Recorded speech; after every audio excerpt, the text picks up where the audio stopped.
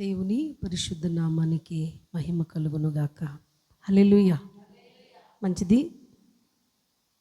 ఈ call net ప్రేయర్లో కూడి వచ్చిన మీ అందరికీ మన ప్రభు పేరట హృదయపూర్వక వందనాలు తెలియజేయుచున్నాను. మంచిది. దేవుని యొక్క వాక్యాన్ని ధ్యానం చేసుకుందాం.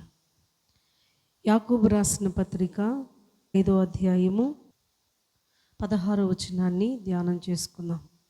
మీ పాపములను ఒకరితోనొకడు ఒప్పుకొనుడి, మీరు స్వస్థత పొందునట్లు ఒకని కొరకు ఒకడు ప్రార్థన చేయుడి. నీతిమంతుని విజ్ఞాపన మన బహు బలము గలదై ఉండును. చిన్న ప్రార్థన చేసుకుందాం వాక్య ధ్యానము కొరకు. మహోన్నతుడైన తండ్రి, అద్వితీయుడైన మా దేవా, నీకు వందనాలు. ఈ యొక్క నా ప్రభా ఆన్లైన్ ప్రార్థన కొడుకులో మమ్మల్ని ప్రవేశపెట్టి ఈ నామాన్ని గణపరచడానికి మీరు ఇచ్చిన కృపను బట్టి స్తోత్రాలు చెల్లిస్తూ, వాక్కు అయిన తండ్రి అందరితో మీరు మాట్లాడమని ప్రార్థన చేస్తూ, ఈ వాక్యము ద్వారా నా తండ్రి అనేకులు బలపడినట్లుగా సహాయము దయచేయమని ప్రార్థన చేస్తూ, నిద్రాశక్తులను దూరపరిచి పరిశుద్ధాత్మ సన్నిధి మాతో ఉంచి మమ్మందరూ నీ వశపరుచుకొని నీ ఆత్మ ప్రేరణతో ప్రతి మాట నా తండ్రి హృదయంలో నిలిచి ఉండుటకు సహాయము చేయమని యేసుక్రీస్తు వారి ఉన్నత నామమున ప్రార్థించి వేడుకుంటున్నాము తండ్రి, ఆమేన్.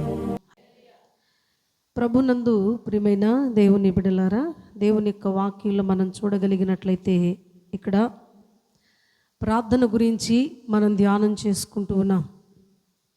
ప్రార్థన అనేది 2 విధాలుగా మనకు కనబడుతుంది. సాధారణమైన ప్రార్థన ఉన్నది, బలమైన ప్రార్థన కూడా ఉన్నది. చాలామంది జీవితాల్లో మేము ఎన్నో ప్రార్థనలు చేసాము కానీ మాకు కార్యాలు జరగటం లేదు అని కొన్నిసార్లు బాధపడిన సందర్భాలు కూడా ఉన్నాయి. అయితే ఈరోజు సాధారణమైన ప్రార్థన కాదు, కానీ దేవుడు మనకు ఒక బలమైన ప్రార్థన నేర్పించాలి అనుకుంటున్నాడు.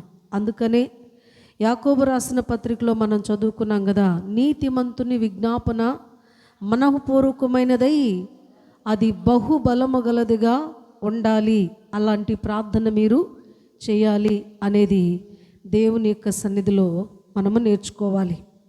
అయితే ప్రియమైన దేవుని బిడ్డలారా, దేవుని యొక్క వాక్యాన్ని మనం చూడగలిగినట్లయితే దినవృత్తాంతంలో 2వ గ్రంథము 20వ అధ్యాయము 12వ వచనాన్ని ధ్యానం చేసుకుందాం. నీవు వారికి తీర్పు తీర్చవా, మా మీదికి వచ్చు ఈ గొప్ప సైన్యముతో యుద్ధము చేయుటకు మాకు శక్తి చాలదు, ఏమీ చేయుటకును మాకు తోచదు, నీవే మాకు దిక్కు అని ప్రార్థన చేసెను. చాలు. ఇక్కడ దేవుని యొక్క వాక్యంలో మనం చూడగలిగినట్లయితే ఎలాంటి ప్రార్థన చేయాలి, ప్రార్థన అంటే ఒక ఆయుధము అని మనం జ్ఞాపకం చేసుకోవాలి. ప్రార్థన అంటే ఒక ఆయుధము. దేవుని యొక్క సన్నిధిలో ఒక్కొక్క మనిషికి ఒక్కొక్క ఆయుధాలు ఉన్నాయి, వారి పనులను బట్టి. ఇల్లు కట్టేవాడి ఆయుధం ఏంటి? తాపి. అలాగునే మరి ఇంటిని చక్కగా అలంకరించాలి అనంటే తన ఆయుధం ఏంటంటే, కొంతవారు ఆ పనుల పట్ల అవగాహన కలిగి వారు చేతి వాటము కలిగిన వారై కొన్ని ఆయుధాలను వారు కలిగి ఉంటారు. కోత కోయాలంటే కొడవలనే ఆయుధం అనేది ఉండాలి. అలాగనే ఈరోజు ప్రియమైన దేవుని బిడ్డలారా, లోకంలో మనం ఉపయోగించే ఆయుధాలు కొన్ని మనకు కనబడుతున్నాయి. అయితే ఈరోజు దేవుని యొక్క వాక్యం సెలవిస్తుంది, మనము ప్రార్థన అనే ఆయుధాన్ని కలిగి ఉండాలట.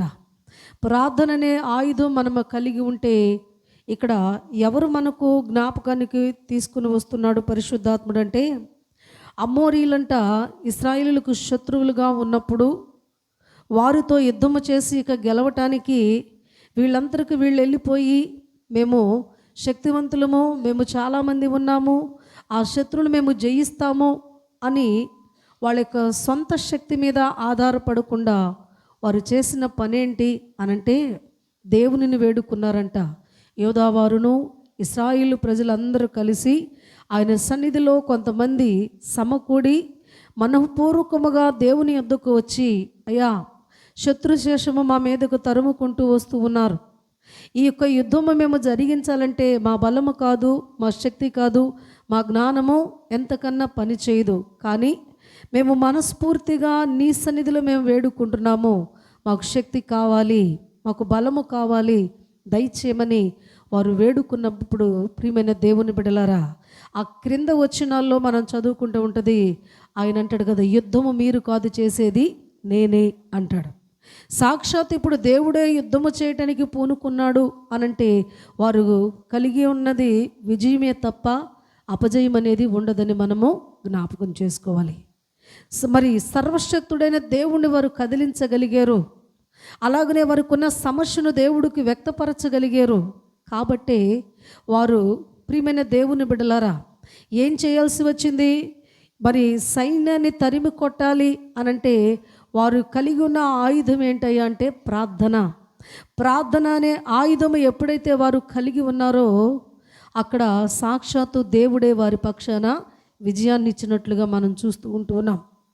మన దైనందిన జీవితాల్లో కూడా మనం ఎన్నో పరిస్థితుల్లో మరి కొన్ని ఆటంకాలలోనూ శోధనలోనూ అవరోధనల్లో మనము ప్రయాణాలు చేస్తూ ఉంటాం. పడుతూ లేస్తూ ఉండి నిజంగా ఈ శోధనపై నాకు జయము కలగదా, ఈరోజు ఈ సమస్యలు నేను ఎదుర్కోలేనా అని కొన్ని పరిస్థితులు మనం కృంగిపోతూ ఉంటాం. అలా మనకు చెప్తున్నాడు పరిశుద్ధాత్మ దేవుడు ఏమనంటే, ప్రార్థన అనే ఆయుధాన్ని నువ్వు కలిగి ఉన్నప్పుడు నీ మీదకు వచ్చే ప్రతి శత్రుని ఎవరు యుద్ధం చేస్తాడంటే నీతో ఉండి సాక్షాత్తు దేవుడే మన పక్షమున ఉండి యుద్ధము జరిగించేవాడై ఉన్నాడు. ఆయన మన పక్షాన యుద్ధము చేస్తూ ఉన్నాడంటే మనకు విజయాన్ని అనుగ్రహిస్తున్నాడు అని మనము జ్ఞాపకము చేసుకోవాలి. అందుకనే నీతిమంతుని విజ్ఞాపన ఎలాంటిదై ఉండాలంట? బహుబలము గలదై ఉండాలి. అప్పుడే గొప్ప మరి ఆయుధాన్ని మనము కలిగి ఉంటాం. ఏమిటి ఆ ఆయుధము? ప్రార్థన అనే ఆయుధాన్ని మనము కలిగి ఉంటామట. అలాగే చూడగలిగినట్లయితే చూద్దాము. చూడండి, లూకాసు వార్త 21వ అధ్యాయము 6వ వచనములో ఇలా వ్రాయబడి ఉన్నది. కాబట్టి జరగబోవు వీటి నెలను తప్పించుకొని మనుష్య కుమారుని ఎదుట నిలవబడుటకు శక్తి గలవారగునట్లు ఎల్లప్పుడూ ప్రార్థన చేయుచు మెలకువగా ఉండుడని చెప్పెను. హల్లెలూయా. ఇక్కడ ప్రియమైన దేవుని బిడ్డలారా, దేవుని యొక్క వాక్య భాగంలో ఒక చక్కటి మాటను ఇక్కడ మనకు కనబడుతున్నాయి. జరగబోయే వాటినన్నిటినీ తప్పించుకొనుటకు మనుష్య కుమారుని ఎదుట నిలువబడుటకు శక్తిమంతులు మగునట్లుగా ఎల్లప్పుడూ మనము మెలకువగలిగి ఉండాలట ప్రార్థనలో. అంటే ఈరోజు ప్రియమైన దేవుని బిడ్డలారా, అనేక మంది భక్తులు కూడా మనము గమనించినట్లయితే వారి యొక్క కార్య ఆరంభంలో భక్తి చాలా బాగుంటుంది. వారు అనుకుంటూ ఉంటారు, ఇక ఖచ్చితంగా ఈ లోకాన్ని నేను జయించాను, లోకంలో ఉన్న వాటన్నిటిని నేను జయించాను, కాబట్టి ఇక నాకు ఎటువంటి ఇబ్బంది అనేది లేదు అన్నట్లుగా వారు ఉంటారు. మనుష్య కుమారుని ఎదుట మనము శక్తివంతులుగా నిలబెట్టేది ఏదైనా ఉన్నది అని అంటే నీ దానాలు కాదు, ధర్మాలు కాదు, నువ్వు చేసే పనులు కాదు, ఏది కూడా కాదు. ఏది నిలబెట్టిద్దంట మనలను శక్తివంతులుగా? కేవలము ప్రార్థన. ప్రార్థన అనేది మనకు శక్తినిచ్చేదిగా కనబడుతుంది. ప్రార్థన అనేది దేవుని ఎదుట నిలబెట్టేదిగా కనబడుతుంది. మంది కన్యకులు పోయి నిలబడ్డారు ఆయనను ఎదుర్కోవటానికి. వాళ్ళు అనుకున్నారు కదా, మేము పరిపూర్ణమైన శక్తిని మేము పొందుకున్నాం, మాకు మంచి శక్తిని మేము పొందుకున్నాము, కాబట్టి ఆ యొక్క పెండ్లి కుమారుడు విందులోకి మమ్మల్ని పిలుస్తారు అనుకొని ఆ 10 మంది మేము పరిపూర్ణమైన శక్తితో నిలబడి ఉన్నాం అని వారు ఆ యొక్క పెండ్లి కుమారుడు కొరకు ఎదురు చూసినప్పుడు పెండ్లి కుమారుడు యొక్క రాక ఏమైంది అంటే కొంచెము ఆలస్యమైంది. ఆలస్యమైనప్పుడు వారు ఏ శక్తి కలిగి అక్కడ నిలబడ్డారు? ప్రార్థననే శక్తితో వచ్చారు. ఎప్పుడైతే ప్రార్థన అనే శక్తి వారిలోకి వచ్చింది అని అనుకున్నారో, ఒక 5 గుర్రలనేమో ప్రార్థన కలిగి ఉన్నారు, సిద్ధపాటు కలిగి ఉన్నారు. ఒకవేళ ఆలస్యమైనా కానీ ఓపికతో ఉండే సిద్ధులనే యొక్క హృదయంలో వాక్యం అనే నూనెను కూడా వారు భద్రపరుచుకున్నారు. కానీ మరి ఒక 5గురు ఉన్నారు. వాళ్ళ సిద్ధపాటు ఎలా ఉన్నదయ్యా అని మనం ఒకసారి ఆలోచన చేసినట్లయితే వారు అనుకున్నారు, మనమైతే మరి మనకు టైం సెన్స్ మనకు తెలీదు, కానీ దేవుడు వస్తానన్నాడు, పెండ్లి కుమారుడు వస్తానన్నాడు అంటే మనకులాగా ఆలస్యము చేయడు కాబట్టి త్వరగా వచ్చేస్తాడు. ఏదో అడపదడప సిద్ధపడ్డాము, ఇక వెళ్ళిపోదాము, మనము కూడా ఇక వాళ్ళలో కలిసిపోయినట్లుగా ఉందాము. ఇంత సిద్ధపాటు, ఇంత శక్తి, ప్రార్థన శక్తి, ఇన్ని రకాలైన పరిస్థితులు అవసరమా అనుకున్నారట. అనుకున్న తర్వాత ఏ రీతిగా ఇదైపోయారయ్యానంటే, దేవుని రాక ఆలస్యమైనప్పుడు వారిలో శక్తిహీనత కనబడుతుంది, అలాగనే సిద్ధపాటు లోపము కనబడుతుంది. వారు ఆత్మ ఆరిపోయిన పరిస్థితిలోకి వెళ్ళిపోయింది. ఎప్పుడైతే వారు ఆ స్థితిలోకి వెళ్ళిపోయారో దేవుని ఎదుట నిలిపేది ఏంటంట? ప్రార్థన అనేది ఒక శక్తిగా ఉన్నది. అది ఫుల్లుగా ధరించుకున్న ఒక 5గురేమో కాస్త లేట్ అయినా కానీ ఆ పెండ్లి కుమారుడు రాగానే వాళ్ళు లోపలికి వెళ్ళిపోయారు. వీళ్ళు కాస్త సిద్ధపాటు లోపించిన వాళ్ళు, ఏముందలే అని అనుకున్న వాళ్ళు దేవుని దగ్గరకు వెళ్ళే అవకాశం వచ్చినప్పుడు హడావుడి పడిపోతున్నారు, ప్రయాస పడిపోతున్నారు. అయ్యో, వచ్చిన సమయం ఎంత దూరం వచ్చాము కదా, ఈ ఇంతలోనే మనము మరి విడువబడిన పరిస్థితుల్లోకి వెళ్ళిపోతున్నామని తలుపు దగ్గరకు వచ్చి తడుతూ ఉంటే ఆయన అన్నాడు కదా, మీరు ఎవరో కూడా నాకు తెలియదు. హల్లెలూయా. ఈరోజు ప్రియమైన దేవుని బిడ్డలారా, ఆయన పరిశుద్ధ సన్నిధిలో, అందుకనే ప్రార్థన అనే శక్తి ఎవరి ఎదుట నిలబెట్టిద్దంట? మనుష్య కుమారుని ఎదుట, దేవుని ఎదుట మనను శక్తివంతులుగా చేసిద్దంట. శక్తివంతులుగా చేసి ఆ యొక్క ప్రార్థన అనేది నువ్వు కోల్పోతున్నవేమో ఒకసారి మనము స్వపరీక్ష చేసుకోమని పరిశుద్ధాత్మ దేవుడు హెచ్చరిక చేస్తూ ఉన్నాడు. ఈరోజు దేవుని యొక్క ప్రేరణలో కొన్ని శ్రేష్టమైన సంగతులు అందించాలని పరిశుద్ధాత్మ దేవుడు మనము ఆహ్వానించున్నాము. కాబట్టి ఈరోజు మొదటిగా ప్రార్థన అనేది మనకు ఎలా ఉండాలంట? ఒక ఆయుధమై ఉండాలి. ప్రార్థన అనేది మనకు ఎలా ఉండాలంట? ఒక దేవుని ఎదుట నిలబెట్టే శక్తిని మనకు ఇవ్వాలి. అలాగే మనము చూడగలిగినట్లయితే 2వ రాజుల గ్రంథము 20వ అధ్యాయము 3వ వచనాన్ని ధ్యానం చేసుకుందాం. యెహోవా యథార్థ హృదయుడునై సత్యముతో నీ సన్నిధిని నేనెట్లు నడుచుకుంటునో, నీ దృష్టికి అనుకూలముగా సమస్తమును నేనెట్లు జరిగించుతునో కృపతో జ్ఞాపకము చేసుకోమని హిజ్కియా కన్నీళ్లు విడుచుచు యెహోవాను ప్రార్థించెను. చాలు. ఇక్కడ దేవుని యొక్క వాక్యలో మనం చూడగలిగినట్లయితే, మూడవదిగా మనం చూడగలిగినట్లయితే ప్రార్థన అనేది ఆరోగ్యాన్నిచ్చిద్ది అనేది ఇక్కడ మనకు కనబడుతుంది. ప్రార్థన అంటే ఆరోగ్యాన్నిచ్చిద్దట. వాస్తవంగా ఇక్కడ హిజ్కియా గురించి మనము కొంచెం లోతుకెళ్ళినట్లయితే, హిజ్కియాకి మరణకరమైన వ్యాధి వచ్చింది.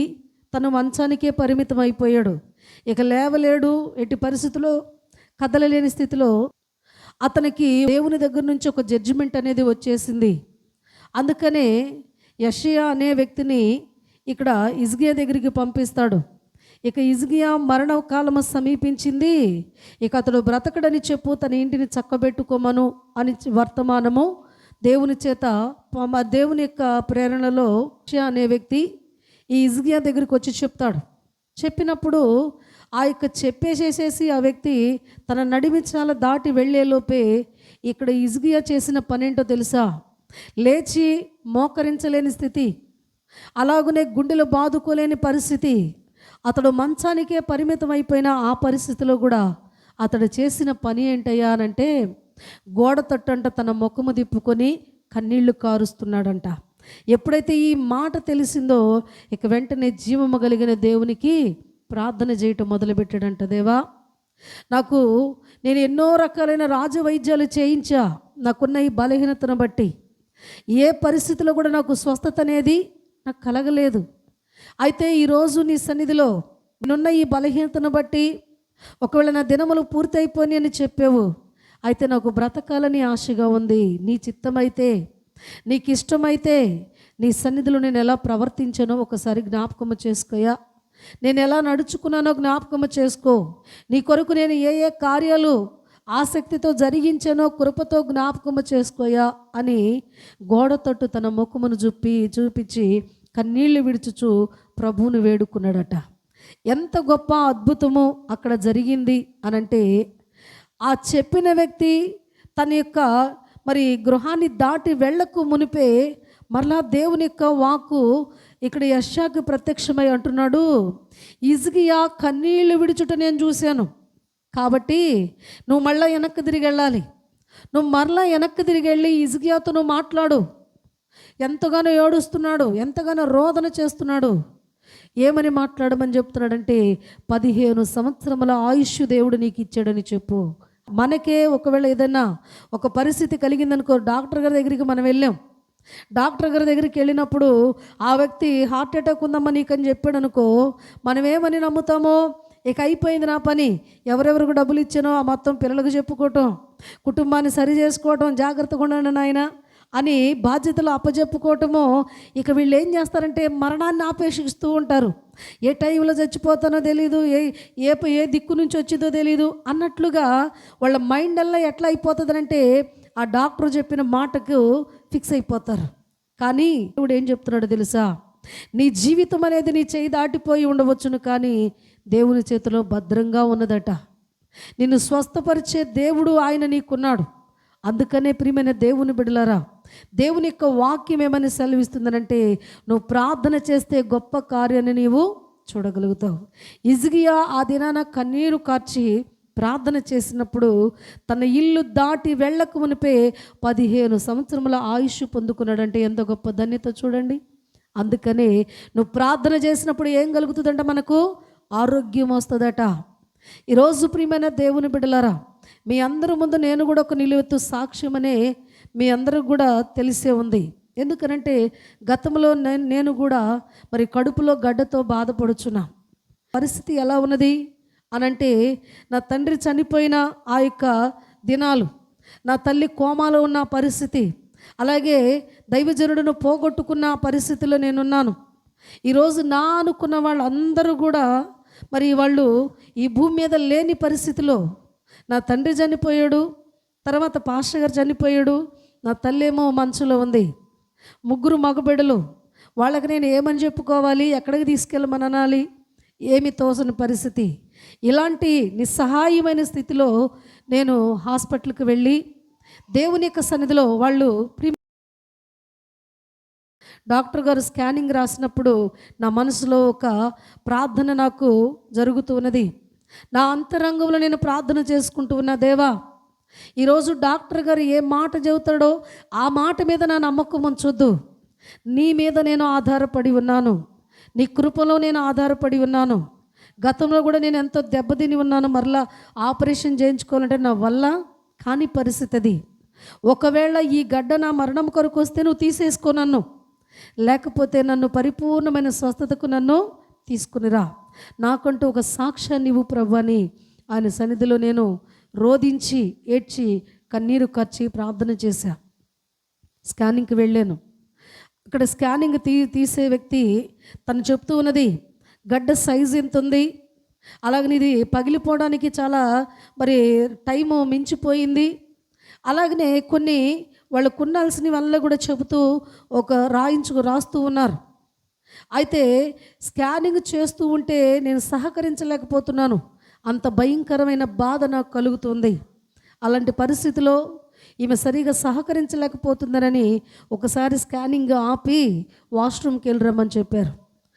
ఎప్పుడైతే అక్కడ నుంచి నన్ను బయటికి తీసుకొచ్చి వాష్రూమ్కి వెళ్ళమని చెప్పారో, అక్కడికి వెళ్ళిన తర్వాత నేను మరలా అదే రూమ్లో నేను ప్రార్థన చేస్తున్నా. ఇప్పటికైనా మించిపోయింది లేదు ప్రభు, నా చెవులకు వినపడింది, నాకు లోపల గడ్డుంది, అది పగిలిపోయే పరిస్థితికి వచ్చేసింది, అది పగిలితే చచ్చిపోతానని కూడా నాకు తెలుసు. ఇప్పుడు నేను పోయినా కానీ నా కోసం ఏడ్చే నా సొంత వాళ్ళు కూడా నా ఫ్యామిలీ నాకు లేరు. కాబట్టి నీ చిత్తమైతే నన్ను ఈ భూమి మీద ఉంచాలంటే ఉంచు, జీవితాంతం వరకు నీ పరిచర్య నేను జరిగిస్తా, లేకపోతే నా దినములు ఇంతేననుకొని నేను సంతోషంతో నీ సన్నిధికి వస్తానని కన్నీరు కార్చి ఏడ్చి ప్రార్థన చేసుకుని మరలా వెళ్ళి నేను స్కానింగ్ తీయించుకుంటున్నా. స్కానింగ్ తీయించుకుంటూ ఉంటే అప్పుడున్న నొప్పి అనేది నాకు తెలియటల్లా. ఆ యొక్క డాక్టర్ గారు అంటుంది కదా, నేను స్కాన్ ఇంతకుముందు ఈమెకే పెట్టానా లేకపోతే ఇంకొకళ్ళు ఎవరన్నా ఈ గ్యాప్లో పిలిచారా అని మాట్లాడుతుంది. కారణం ఏంటంటే నేను స్కాన్ మొదట ఈ వ్యక్తికి చేసినప్పుడు గడ్డు ఉంది, అది పగిలిపోయే పరిస్థితికి వచ్చింది. ఒక 5 నిమిషాలే తేడా. ఈ 5 నిమిషాల్లో ఏమైంది, ఈమె కడుపులో ఎంత ఎదుగుతున్న గడ్డ అనేది కనపడటం లేదు. హల్లెలూయా.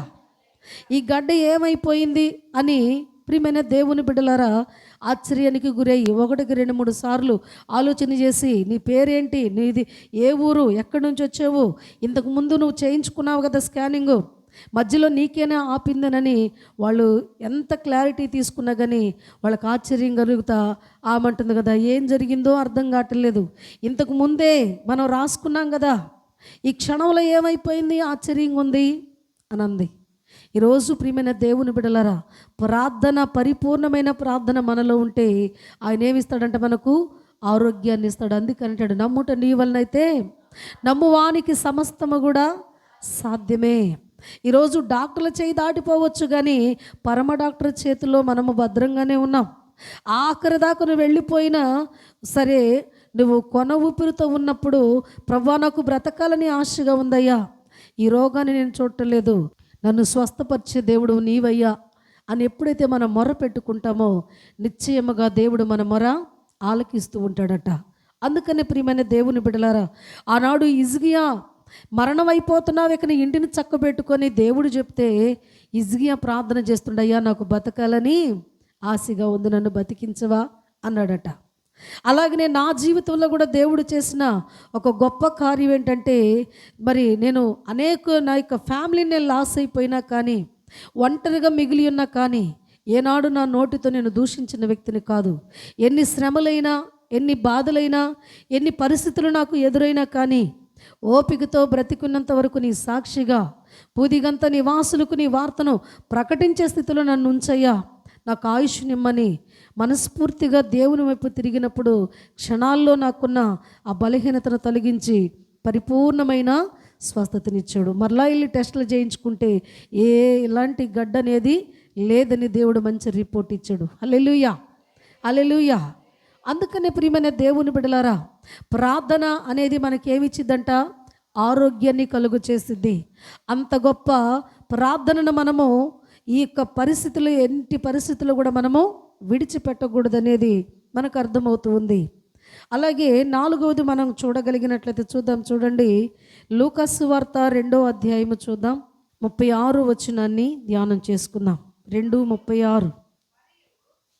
ఆషేరు గోత్రికురాలును పనూయేలు కుమార్తెనైన అన్న అను ఒక ప్రవక్తిని ఉండెను. ఆమె కన్యత్వము మొదలు 7 ఏండ్లు పెనిమిడితో సంసారము చేసి బహుకాలము గడిచినదై 84 సంవత్సరములు విధవరాలయ్యుండి దేవాలయము విడువక ఉపవాస ప్రార్థనతో రేయింబగళ్ళు సేవ చేయుచుండెను. హల్లెలూయా.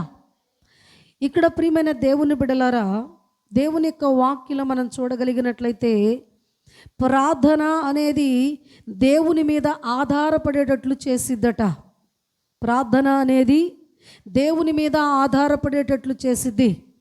ఇక్కడ ఒక ప్రవక్తని గురించి వ్రాయబడి ఉన్నది. ఆమె పేరు హన్న, తన తండ్రి పేరు పనూయేలు. అయితే ఈమె ప్రియమైన దేవుని బిడ్డలారా ఒక 7 సంవత్సరాలు మాత్రమే తన పెనిమిటితో కలిసి ఉన్నది. తర్వాత తన యొక్క యజమానుడు చనిపోయిన తర్వాత ఈమె ఇక ఒంటరి జీవితంలోకి వెళ్ళిపోయింది. ఈనాడు ప్రియమైన దేవుని బిడ్డలారా, నాకు ఆధారం లేదు, నాకు ఏ తోడు లేదు అనుకుని మనము మన జీవితంలో అటు ఇటు తిరుగులాడే కన్నా, ఈరోజు ఒక హన్న అనే వ్యక్తి ఆమె జీవితాన్ని దేవునికి ఎలా సమర్పించుకుందో, దేవుని మీద ఎలా ఆధారపడిందో మనం చూడొచ్చు. మనకు దేవుడే మనకు మంచి వాగ్దానాలు చేశాడు. ఏంటి అని అంటే, ఆయన అంటాడు కదా, నిన్ను సృజించిన వాడు నీకు భర్త అయి ఉన్నాడు.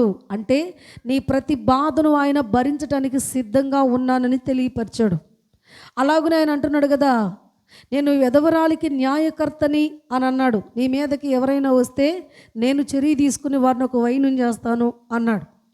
ఆ తర్వాత అంటున్నాడు కదా, దిక్కులేని నీ పిల్లలకు ఆయన ఏమని మాట్లాడుతున్నాడంటే నేను తండ్రిని అని అన్నాడు. ఆయన పరిశుద్ధ సన్నిధిలో ఇన్ని వాగ్దానాలు సాక్షాత్తు దేవుడు ఒక విధవరాలి యొక్క కుటుంబానికి ఇచ్చాడు. అయితే ఈ యొక్క పనూయేలు కుమార్తె అయిన యొక్క హన్న ఏం చేస్తుంది అనంటే దేవుని మీద ఆధారపడిందంట. అంటే ఏంటంటే యవన వయసులో ఆమె పెళ్లి చేసుకుని ఉన్నప్పుడు, అంటే కాస్త చిన్న వయసులో పెళ్లి చేసుకుని ఉన్నప్పుడు భర్త మరి ఏడేండ్లే తన యొక్క పెనిమిడితో కాపురం చేసినప్పుడు వారి తల్లిదండ్రులు ఒకవేళ అడిగి ఉండవచ్చును, నీ వయసు చాలా ఉంది కదా, ఇంకా వివాహం చేసుకోవచ్చు కదా అని అడిగి ఉండవచ్చును. అయితే ఒక దైవభక్తి కలిగిన వ్యక్తికి ఒక ఆలోచన కలిగింది. ఏంటనంటే దేవుడు నాకు ఇచ్చిన యజమానుడిని ఇచ్చాడు, కొంతకాలము తనతో ఉన్నాను, ఇక ఈ జీవితము తనతో ముగించిపోయింది కాబట్టి ఇక ఈ జీవితం ఎవరికి అర్పించాలనుకుందంట, నా శేష జీవితం అంతా కూడా నమ్మకస్తురాలుగా దేవుని మీద నేను ఆధారపడి బతకాలి. పుట్టినప్పుడు తల్లిదండ్రుల మీద ఆధారపడతాం, పెండ్లి చేసుకున్న తర్వాత భర్త మీద ఆధారపడతాం, వృద్ధాప్యంలోకి వచ్చిన తర్వాత బిడ్డల మీద ఆధారపడతాం. ఈరోజు ఇలాంటి పరిస్థితిలోకి వచ్చినప్పుడు ఎవరి మీద ఆధారపడాలంట, దేవుని మీద ఆధారపడాలి. హల్లెలూయా, హల్లెలూయా. తల్లిదండ్రుల మీద ఆధారపడితే తల్లిదండ్రులు ఏమైనా అట్టే కాలం మనల్ని ఏమన్నా భరిస్తారా? వయసు వచ్చిన తర్వాత ఒక చేతిలో భద్రంగా తీసుకెళ్ళి పెడతారా, అయ్యా నా భారం నేను దించుకున్నాను, ఇక నువ్వు మొయ్యనని. ఆయన టైం ఉన్నంత వరకు మోస్తాడు. దేవుని చిత్తం కాకపోతే, అంటే ఈ లోకంలో తను ఉండటం ఇష్టం లేకపోతే కొంతమంది వ్యక్తులు ఇలాగే తీసుకున్నాడు కాబట్టి ఆ భారం ఆయన ఏం చేశాడు, బిడ్డల మీద పెట్టేశాడు. ఇప్పుడు ఆ బిడ్డల భారం మోయాలి.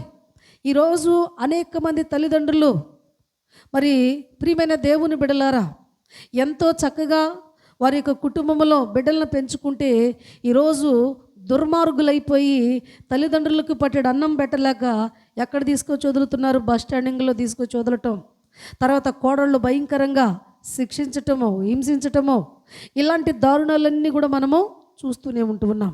అంటే దీన్ని బట్టి ఏమర్థమైంది, బిడ్డలకు కూడా ఏమైందంట, భారం అయిపోయింది. కానీ దేవుడు మాట్లాడుతున్నాడు కదా, వారందరికీ నువ్వు భారం కావచ్చు కానీ నీవు మాత్రం నాకెన్నడూ భారమైన వ్యక్తివి కాదు. ఎందుకనంటే చూడుము, నా అరచేతులు నేను చెక్కుకున్నాను, నీ జీవితం నా చేతుల్లో భద్రంగా ఉంది, నువ్వేం భయపడనక్కర్లేదు, నీకెన్నో వాగ్దానాలు ఇచ్చాను ధైర్యపడటానికి అని దేవుడు ఎన్నో విధాలైన వాగ్దానాలతో దేవుడు మనల్ని బలపరుస్తూ ఉంటున్నాడు. అందుకే ప్రియమైన దేవుని బిడ్డలారా, దేవుని యొక్క వాక్యంలో ఈ ఎన్ని సంవత్సరాలంట, ఈరోజు ప్రియమైన దేవుని బిడ్డలారా 84 సంవత్సరాలు, అంటే ఆమె చూడండి నిండు వృద్ధాప్యలోకి వచ్చేసింది. అయితే ఏది వదిలిపెట్టలేదంట ఆమె. ఆ యజమానుడు ఎప్పుడైతే చనిపోయాడో ఇక మందిరాన్ని పట్టుకుంది, మందిరం మీద ఆధారపడింది. ఇక ఆ మందిరాన్ని ఎన్ని సంవత్సరాలు వదలలేదయ్యా అని అంటే ఆమె 84 సంవత్సరములు, అంటే ఇక ఆమె టైం అయిపోయి ఉంటుంది. ఈరోజు ప్రియమైన దేవుని బిడ్డలారా, ఈ హన్నా అనే వ్యక్తి అనేక మందికి ఒక గొప్ప మాదిరినిస్తూ ఉన్నది, ఒక నీతిమంతురాలుగా ఉన్నది, ఒక పరిశుద్ధ ప్రవర్తన కలిగిన వ్యక్తిగా ఉన్నది. తన యజమానుడు కోల్పోయిన వెంటనే ఎవరిని పట్టేసుకుందంట, ఈరోజు ప్రియమైన దేవుని బిడ్డలారా, దేవుని పాదాలను పట్టేసేసుకుంది. అందుకనే ఆయన సన్నిధిలో ఎన్ని సంవత్సరాలు నమ్మకస్తురాలుగా బతికింది, 84 సంవత్సరములు. తన యొక్క యవ్వనమంతా కూడా, తన యొక్క వృద్ధాప్యంలోకి వచ్చిన దాకా కూడా ఆమె ప్రభువు చెంత చేరునంత వరకు ఆయన కృప మీద ఆధారపడి ఆ దేవాలయంలోనే తన యొక్క శేష జీవితాన్ని గడిపేసినట్లుగా మనం చూస్తున్నాం. ఈరోజు ఆయన పరిశుద్ధ సన్నిధిలో ఇంతగా ఆధారపడిపోయిందంటే ఆమెలో ఏమి ఉన్నదంట, ప్రార్థన అనే ఆయుధము తనలో ఉన్నది. అందుకనే ప్రార్థన అనేది లేకపోతే చంచల బుద్ధి కలుగుతుంది. ప్రార్థన అనేది లేకపోతే జీవితంలో ఒక గురి గమ్యం అనేది లేకుండా పోతుంది. ప్రార్థన అనేది లేకపోతే నీ జీవితానికి ఒక మరి అర్థం అనేది లేని స్థితిలో ఎన్నో రకాలైన సమస్యలు తెచ్చుకొని పెట్టుకోవడం తప్ప. కానీ ప్రార్థన ఎప్పుడైతే మనము కలిగి ఉంటామో ఆ జీవితం ఎంత ఉన్నతంగా ఉంటుందో మనము ఆలోచించాలి. అందుకనే ప్రియమైన దేవుని బిడ్డలారా, ఇలాంటి వాళ్ళని దేవుడు మనకు మాదిరిగా ఉంచిపోయినట్లుగా మనం చూస్తూ ఉంటున్నాం. ఎంత నమ్మకస్తురాలో, రేపు దేవుల్లో ఎంత గొప్ప ఫలము పొందుకుంటుందో. ఆమె పరిచర్య కూడా జరిగించిందంట. పరిచర్య చేసుకుంటూ మరి తన యొక్క జీవితాన్ని ఆ యొక్క మందిర పనిపాటల్లో అంకితము చేసి నమ్మకస్తురాలుగా ఉన్నది. అందుకనే ఆమె ఒక మంచి సాక్ష్యము కలిగిన వ్యక్తిగా ఈరోజు మనము ఆమెను గురించి ధ్యానం చేసుకుంటున్నామంటే తన ప్రార్థన, తన భక్తి విధానాలు అనేకులకు మాదిరిగా ఉంటూ ఉన్నట్లుగా మనం చూస్తూ ఉంటున్నాం. అయితే ప్రియమైన దేవుని బిడ్డలారా, మరొక విషయాన్ని మనం చూడగలిగినట్లయితే దేవుని యొక్క వాక్యాన్ని చూద్దాం. చూడండి, 5వదిగా చూద్దాం. ఆదికాండము 32వ అధ్యాయము 24వ వచనాన్ని ధ్యానం చేసుకుందాం. యాకోబు ఒక్కడు మిగిలిపోయెను, ఒక నరుడు తెల్లవారు వరకు అతనితో పెనుగులాడెను. తాను అతని గెలువకుండుట చూచి తొడగూటి మీద అతనిని కొట్టెను. అప్పుడు అతడు ఆయనతో పెనుగులాడుట వలన యాకోబు తొడగూడు వసలెను. చాలు అంటాడు కదా అతడు, నీవు నన్ను ఆశీర్వదిస్తేనే కానీ నిన్ను పోనీయనను అని ఉన్నది. ఇక్కడ మనం చూడగలిగినట్లయితే ఆయన సన్నిధికి మనం వచ్చాం. యాకోబు జీవితము, యాకోబు ప్రార్థన విధానము ఈనాడు అనేకులకు ఒక మాదిరిగా కనబడుతుంది. యాకోబును కొన్ని సందర్భాల్లో రాయబడి ఉన్నది, యాకోబు మగసిరి గలవాడై పోరాడెను అని రాయబడి ఉన్నది. అలాగునే యాకోబు అదే కింద వచనాలకు వచ్చేవరకు దేవుని కాళ్ళు పట్టేసేసుకొని నన్ను దీవించితేనే కానీ నిన్ను పోనివ్వను అని దేవుని యొక్క దూత కాళ్ళను పట్టుకున్నట్లు పట్టుకున్నాడు. అయితే ప్రియమైన దేవుని బిడ్డలారా, ఎందుకు ఇక్కడ ప్రియమైన దేవుని బిడ్డలారా, తన యొక్క తండ్రి ఇంటి నుంచి ఆయన మామ ఇంటికి వెళ్ళేటప్పుడు ఒట్టి చేతులతో వెళ్ళాడు. మరలా తిరిగి వచ్చేటప్పుడు ఎలా వస్తున్నాడు అయ్యానంటే 2 భార్యలు, 2 దాసీలు, 12 మంది సంతానము, అలాగనే మరి గొప్ప పరివారము, మరి పశువులు, గొప్ప సంపద తను కలిగి ఉన్నాడు. ఆ రోజు కూడా ఆ సంపద మొత్తాన్ని కూడా ఆ రేవు దాటించేసి వాళ్ళు ముందు పంపించేశాడు.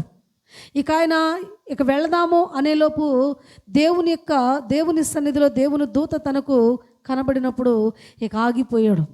ఆగిపోయి ఇక ఆయనతో మాట్లాడుతున్నాడు, నీవు నన్ను ఆశీర్వదిస్తేనే కానీ నేను నిన్ను ఇక్కడి నుంచి పోనివ్వను అని ఎంతగానో పెనుగులాడుతున్నాడు.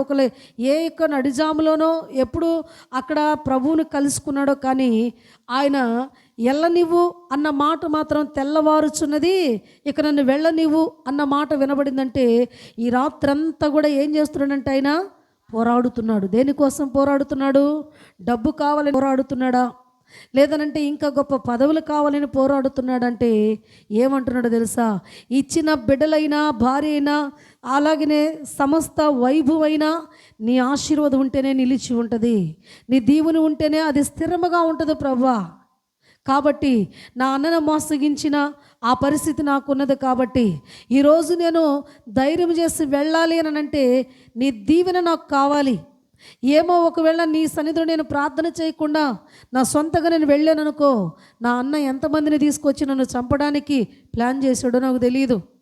అయితే ఈరోజు నువ్వు మనసులో మార్చగలిగిన శక్తివంతుడివి కాబట్టి శత్రువుగా మరి నా మీద పగబట్టిన నా అన్న మనసును నువ్వు మార్చి నేను సంపాదించుకుని సమస్తము స్థిరముగా నిలిచి ఉండేటట్లుగా నీ దీవెన అనేది నాకుంటే నాకు ధైర్యము కలుగుతుంది. నేను వెళ్ళలేను, నాకు ధైర్యము చాలదు. కాబట్టి నీ ఆశీర్వాదం నాకు ఉండాలని ఎంతసేపు పెనుగులాడాడట చెప్పండి?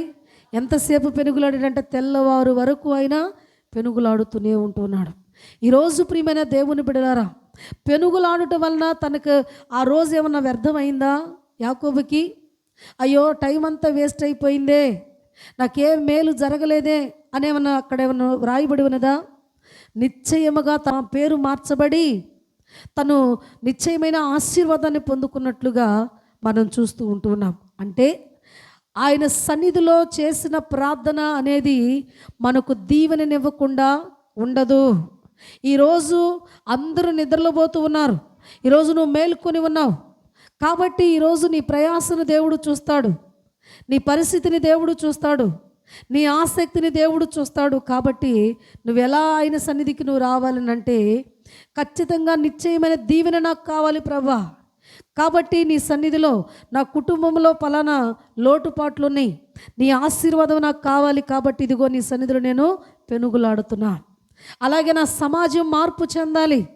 యవనస్తులైన బిడ్డలు అనేక వ్యసనాలకు బానిసలైపోతున్నారు. నేను కూడా అందరిలాగా మౌనంగా ఉంటే ఎలాగయ్యా?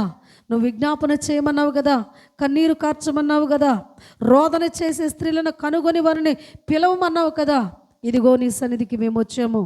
ఇదిగోయా మనస్ఫూర్తిగా మేము చేసే ప్రార్థన నువ్వు అంగీకరించు ప్రవ్వా. మా ప్రార్థనల వల్ల మా గ్రామానికి దీవెన కలగాలి, మా దేశానికి క్షేమము కలగాలి, మా కుటుంబాలకి మార్పు కలగాలి. అట్టి ప్రార్థన మాకు నేర్పించయ్యా అని నువ్వు ఆయన సన్నిధిలో చేరి దీవెన కొరకు నువ్వు మొర్రపెట్టినప్పుడు నిశ్చయమైన ఆశీర్వాదాన్ని దేవుడు మనకు అనుగ్రహించే దేవుడు అయి ఉన్నాడు. హల్లెలూయా. యాకోబుకి అయిన దేవుడు మనకు కాదా? మరి నిశ్చయముగా నీ మనవి ఆలకించబడుతుంది. నువ్వు అనుకున్నట్లుగా దేవుడు నిన్ను ఆశీర్వదించి తీరుతాడు. దేవుని ఆశీర్వాదం నీ సొంతం అవ్వాలంటే రహస్యం ఎక్కడున్నదంట? చెప్పండి, ఎక్కడుంది? ప్రార్థనే. ప్రార్థనే మన బలమై ఉండాలి, ప్రార్థనే మన విజయమై ఉండాలి, ప్రార్థనే మనకు అన్నిటిలో కూడా ఒక గొప్ప మరి ఆశీర్వాదాన్ని ఇచ్చేదిగా కనబడుతున్నది. అందుకనే అలాంటి ప్రార్థనను కలిగి ఉన్నప్పుడు నీ ఇంటికి ఆశీర్వాదాలు బహు నిశ్చయముగా దేవుడు మనకు అనుగ్రహిస్తూ ఉంటాడు. అందుకనే ప్రియమైన దేవుని బిడ్డలారా, మనము ఆశీర్వదించబడాలంటే ప్రార్థన మనము కలిగి ఉండాలంట. ఆఖరిగా ఒక మాటను మనం చూడగలిగినట్లయితే చూద్దాము. చూడండి, రోమాపత్రిక 10వ అధ్యాయం 13వ వచనాన్ని చూద్దాం. ఎందుకనగా ప్రభువు నామమును బట్టి ప్రార్థన చేయువాడెవడో వాడు రక్షింపబడును. ఈరోజు ఆ గొప్ప రక్షకుడు మనకు అందుబాటులోకి మనము ఆయన సన్నిధికి మనం వచ్చి ఆ మహోన్నతుని తెలుసుకున్నామంటే దేవుని మహాదయ. కాబట్టి ప్రియమైన దేవుని బిడ్డలారా, పరిపూర్ణమైన నీతిమంతుడు ఎవరు లేరు. ఒకవేళ ఉందని ఎవరైనా కానీ దగ్గరికి వచ్చి అయ్యా నేను నీతిమంతుడు ఇదిగో నా నీతి చూడంటే అంటాడు. ఏడ చూడమంటారా? మురికి పేలకది, గుడ్డ కూడా కాదు చూడటానికి. ఏది అంట? మురికి పేలకది, దారమ కన్నా సన్నగా ఉంది, ఏం చూడమంట? అదేనా నీ నీతి అని మాట్లాడతాడు. దేవుని ఎదుట మనకున్న కొద్ది గొప్ప నీతిని మనం చూసుకొని ఇదే నీతిమంతుడిని నాకేం పర్లేదు అని అనుకుంటే తప్పది.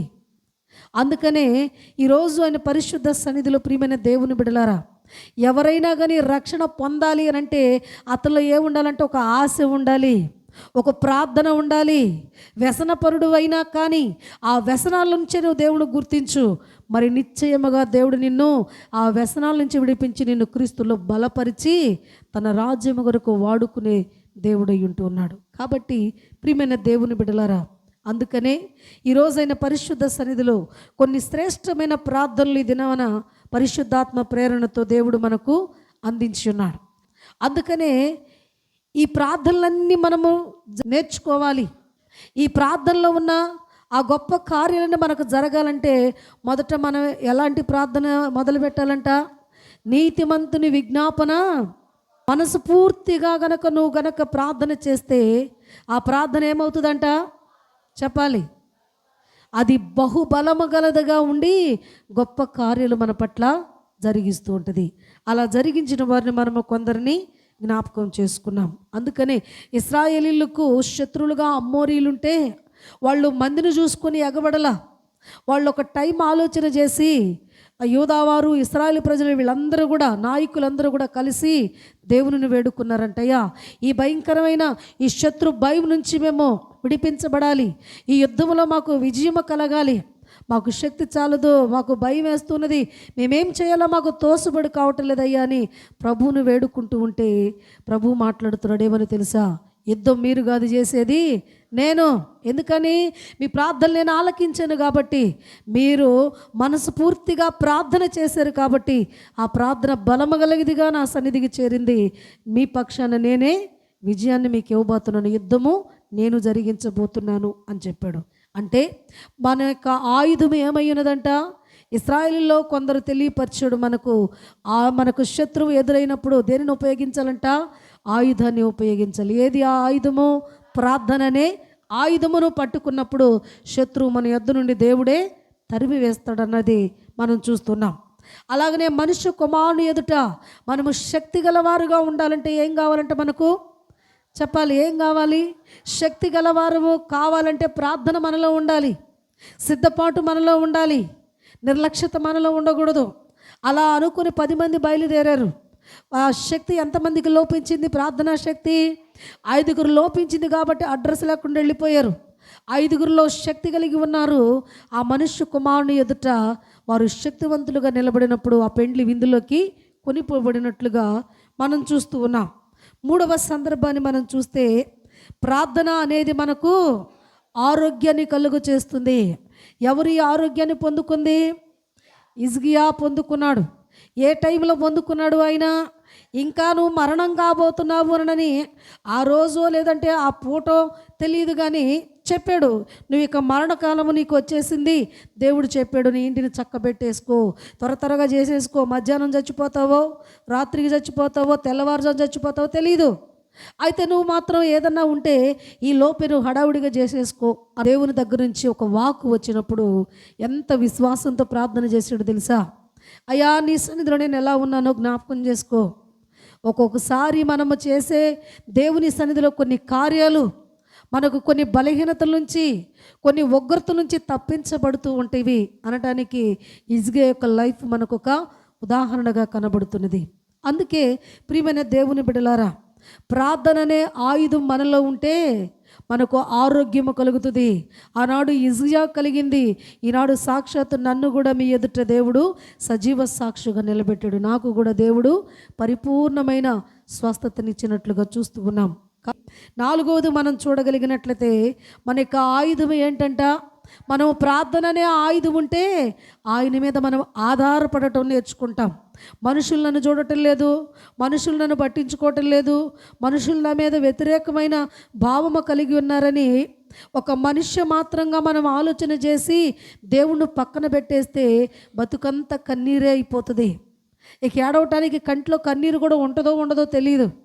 అయితే ఒక్కసారి మనుష్య రీతిగా నువ్వు ఆలోచించడం ఒక పక్కన పెట్టి ఈరోజు ఆయన మీద నువ్వు ఆధారపడడం నేర్చుకున్నట్లయితే ఆయన నీకు ఎంత గొప్ప ఆదరణకర్తగా ఉన్నాడో, ఆయన నిన్ను ఎంతగా ప్రేమిస్తున్నాడో, కాబట్టి ఆయన నీ కొరకు ఎంత గొప్ప త్యాగము చేశాడో నీకు అప్పుడు అర్థమవుతుంది. ఎప్పుడు? ప్రార్థన నువ్వు చేసినప్పుడు ఆయన మీద ఆధారపడడం నేర్చుకుంటావు. అందుకనే పనూయేలు కుమార్తెనే తన యొక్క అన్న, ప్రియమైన దేవుని బిడ్డలారా, నిండు వయసులోనే దేవుని చెంతకు చేరి తన యొక్క పండు వృద్ధాప్యంలో కూడా ఆమె దేవుని విడువని ఒక గొప్ప సాక్ష్యాన్ని అన్న సంపాదించుకుంది. ఆమె జీవితంలో ఇక దేవుని మీద ఆధారపడిపోయి దేవుని పరిచర్యలో తను ఉన్నది కాబట్టి తన యొక్క జీవన విధానము, తను జీవించిన విధానము ఈనాడు అనేకులకు ఒక మాదిరిగా ఆమెను నిలబెట్టినట్లుగా మనం చూస్తూ ఉన్నాం. దేవుడిగా చూస్తే ఇక్కడ ఆశీర్వాదం కావాలని అందరికీ ఉంటుంది. సంపాదించుకున్న సంపద నిలబడాలన్న కూడా అది ఆయన కృప మీద ఆధారపడి ఉన్నది. కాబట్టి నీవు అన్ని విషయాల్లో ఆశీర్వదించబడాలి అనంటే ఏది ఉండాలంట? నీ సొమ్మును భద్రపరిచేదేది? నీ రక్షణనే ఆశీర్వాదాన్ని భద్రపరిచేది ప్రార్థనే. యహ సంబంధమైన సంపాదనను కలిగి ఉన్నావంటే అది కూడా భద్రపరచబడాలనంటే ప్రార్థన అయి ఉండాలి. కాబట్టి ఈరోజు ప్రియమైన దేవుని బిడ్డలారా, అందుకనే యాకోబు 2 విధాలుగా ప్రార్థన చేశాడు. అయ్యా, నా జీవితంలో మొదట నేను అన్నను కొంచెము బాధ పెట్టిన మాట వాస్తవే, తండ్రిని బాధపరిచిన మాట వాస్తవే. అయితే ఈరోజు ఏది చేసినా నీ దీవెన కావాలని నేను చేశాను. ఒకవేళ అది నాకు తప్పని నువ్వు అనుకుంటే నన్ను క్షమించి, ఇదిగో నా కుటుంబముని ముందు పంపించేసి నేను ఒక్కడినే నిలబడి ఉన్నాను. నీ ఆశీర్వాదం నాకు కావాలి. గొర్రెలు నాకున్నాయి, గొడ్లు నాకున్నాయి, భార్యలు ఉన్నారు, బిడ్డలు ఉన్నారు, నాకు సర్వ సంపద నువ్వు ఇచ్చావు, నన్ను అంతగా దీవించావు. అయితే ఒక్క మాట, ఈ సమస్తము నిలిచి ఉండాలనంటే నీ కృప, నీ దయ నాకు కావాలి. నా అన్న మనసును కూడా నువ్వు మార్చినప్పుడు నేను నిజమైన ఆశీర్వాదాన్ని సంపాదించుకున్నట్లే అని దేవుని దగ్గర తనకున్న బలహీనతలు ఒప్పుకొని, తను సరిచేయబడిన వాడై, తనకు ఒక నూతనమైన నామకరణ జరిగించుకొని, తనకు కలిగిన సమస్తమును ప్రియమైన దేవుని బిడ్డలారా స్థిరముగా నిలుపుకోగలిగాడంటే ఏ ప్రార్థన అంటది? ఆశీర్వాదము నిలిచి ఉండే ప్రార్థన అనేది తను నేర్చుకున్నట్లుగా ఈనాడు మనం చూసాము. తనను బట్టి మనము ఆశీర్వదించబడాలి. ఏ విధమైన ఆశీర్వాదము కావాలి? మనకు ఆత్మ సంబంధమైన ఆశీర్వాదము కావాలి, శారీరానుసారమైన ఆశీర్వాదము కూడా కావాలి. అందుకే అంటాడు, యెహోవా ఆశీర్వాదం ఏమిచ్చిద్దంట? ఐశ్వర్యమునిచ్చిద్ది. ఆ ఐశ్వర్యం ఎన్నడూ కూడా అది మనుషులు తీసివేయాలన్నది, తరగనేది, తీసివేయలేని ఆశీర్వాదాన్ని అయినా మనకిస్తూ ఉంటాడు. కాబట్టి ప్రియమైన దేవుని బిడ్డలారా, అట్టి గొప్ప ఆశీర్వాదం నువ్వు స్థిరముగా నిలబెట్టుకోవాలంటే ప్రార్థన నీవు తప్పకుండా కలిగి ఉండాలి. ఆఖరిగా ఒక వ్యక్తి దేవుని తెలుసుకోవాలంటే అతనిలో ప్రార్థన ఉంటేనే, పశ్చాత్తాపం ఉంటేనే, ఆసక్తి ఉంటేనే ఆ వ్యక్తికి రక్షణ అనేది కలుగుతుందట. అలా కాకుండా మరి ఇచ్చిన సమయం అంతా వృధా చేసేసుకొని ఆ లాస్ట్ దశకు వచ్చిన తర్వాత ప్రభు అంటే ప్రయోజనం ఏమన్నా ఉన్నదా? అందుకనే దేవుడు మనకు అవకాశం ఇచ్చినప్పుడు, దేవుడు మనతో సూటిగా మాట్లాడుతున్నప్పుడు మన యొక్క హృదయము అనే తలుపు నద్ద నుండి ఆయన తట్టుచున్నాడు. ఎవరైతే ఆయన స్వరము విని తలుపు తీస్తారో ఆయన లోపలకు వచ్చి ఆ లోపల ఉన్న వ్యర్థతనంతటిని తొలగించి మన యొక్క హృదయం అనే ఇల్లును శుభ్రపరిచి రక్షణతో అలంకరించి నిత్య మహిమలో దేవుడు మనల్ని స్థిరపరచబోతున్నాడు. కాబట్టి అటు పరిశుద్ధాత్మ దేవుడు ఈ శక్తివంతమైన ప్రార్థనలు దేవుడు మనకు నేర్పించి సర్వసత్యములో మనల్ని దేవుడు స్థిరపరచునుగాక. ఆమేన్. ప్రార్థన చేసుకుందాం. పరిశుద్ధుడైన తండ్రి, గనుడువగు దేవా, నీకు వందనాలు. ఇంతవరకు నా ప్రభువా నాయనా, నీ పాద సన్నిధిలో ఎలా ప్రార్థన చేయాలో నేర్పించావు ప్రభా. ఏ ప్రార్థన ఏ రీతిగా చేస్తే ఎట్టి ఆశీర్వాదం ఉంటుందో అయా నా తండ్రి మాకు నేర్పించినందుకు నీకు స్తోత్రాలు చెల్లించుకుంటూ సన్నిధి మాతో ఉంచండి. పరిశుద్ధాత్మ నడిపింపు నా తండ్రి మాకు అనుగ్రహించి నీ కృప కలిగిన హస్తపు ఆశీర్వాదముతో ఇటు శ్రేష్టమైన అనుభవంలో నా తండ్రి ప్రార్థన ఆత్మలో స్థిరపరిచి బలపరిచి నా తండ్రి నీ రాకడ కొరకు అనేకులను ప్రభా ప్రార్థనతో నా తండ్రిని మేము కదిలించగలిగిన శక్తివంతులుగా మమ్మను బలపరచమని ఇటు నా ప్రభా నాయన నీ సన్నిధిలో కూడి అయా నా తండ్రి నిజ దేవుడు అని నిన్ను ఆరాధించే ప్రతి ఒక్క బిడలకు నీ కృప తోడుగా ఉంచి నీ సన్నిధి నా ప్రభా నాయన నా తండ్రి మాకు తోడుగా ఉంచి లోకములో ఉన్న నా తండ్రి ప్రతి వ్యర్థతను తొలగించుకొని పరిపూర్ణమైన ప్రార్థనతో నా తండ్రి సిద్ధపాడుతో నా ప్రభా కార్యములు నా తండ్రి సఫలపరచుకున్నట్లుగా కృప చూపించమని యేసయ్య నామమున ప్రార్థించి వేడుకుంటున్నాము తండ్రి. ఆమేన్.